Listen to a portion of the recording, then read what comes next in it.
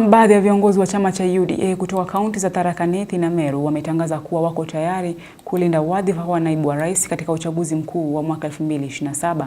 Viongozi hao wakiongozwa na gavana wa kaunti ya Tharaka Nithi Muthomi Njuki wamesisitiza kuwa hawatakubali nafasi hiyo kukabidhiwa kwa mrengo wa ODM.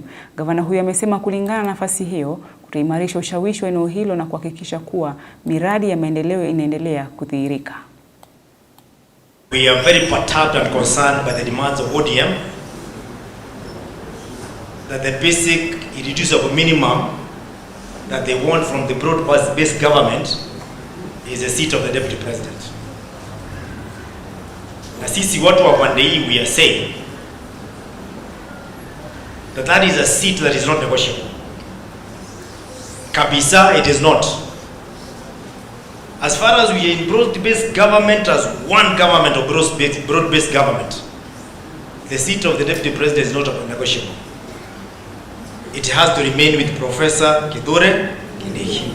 However, should the ODM really insist they have to stay in broad-based government, they don't want that seat, we are willing to make one very, very simple compromise.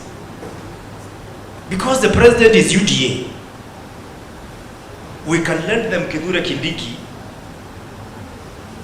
to be in ODM and he can still remain as the deputy president of Kenya. That is the only compromise we can make. Because it is one government of broad-based government. We can give them Kithure Kindiki to be on that side, but wakiwa deputy president. If that is the problem, if they say they must have a deputy president who's ODM, we are ready to give them Kithure Kindiki because it's a broad-based government. Lakini kusema kwamba watupatie deputy president mwingine na Kindiki aondoke, hiyo ni ndoto.